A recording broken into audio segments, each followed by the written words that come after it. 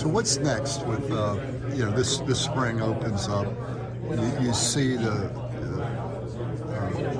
you'll all go through spring. Everybody will go through spring, and at the end of spring, there'll be players from your team that might want to transfer, and there'll be players from other teams that might want to transfer. Can you walk us through what that process looks like going into spring and coming out? Yeah, I think you're always looking at your roster. It never changes no matter what the window is, and you're looking for constant, what is the best fit out there, what's the best fit available, who tracks, who develops, and how can you have the best available roster at that current time. Whether that be one of the three major avenues, whether that's in high school recruiting, JUCO recruiting, or the transfer portal, but also what you have on your own team to develop too, right? Because the main goal of this whole deal is retention. Because once you've hit on someone, you want to make sure that he stays within the program, develops the correct ways, and uses all the resources around to take advantage here at Florida State. How do you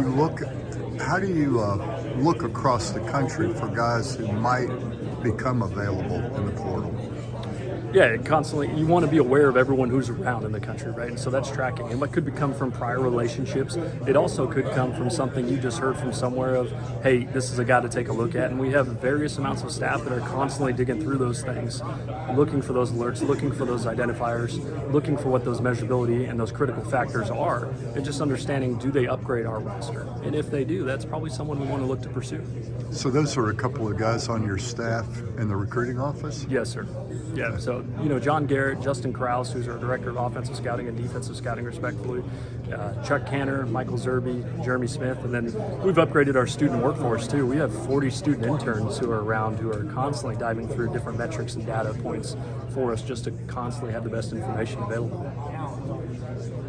That's kind of surprising to me. 40 interns doing that? Yes, sir. You want to elaborate on that? What all do they do? Well, so a bunch of different things, right? We want to make sure we're efficient with our time, but also just how can we make it easy and the information accessible for our coaches so it's not spent for a job that could be taken in 30 minutes. Can we trim that down just for 5 minutes of their time just so they have the best quality of information to make the best decision at that time?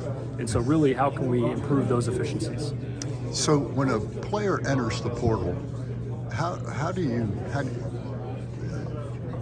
is there an alert that you get, or is there? We subscribe to a couple different services that do give us alerts. We also want to make sure we have a running list of what might be available throughout the country and just have an idea of like, hey, this is someone we might have had a prior relationship with. This is someone, hey, we may be interested if they go in. This is maybe someone who fell behind in the depth for whatever reasons. And so just keeping a running list of, hey, if this person does enter, we want to be first to know and first aware. And so there are a couple systems out there that we do have alerts. Obviously, have your notifications turned on in every different social media aspect that you can. And so I don't care where the information comes from. I just want to make sure the information is accurate and so we can make the best decision moving forward. Okay.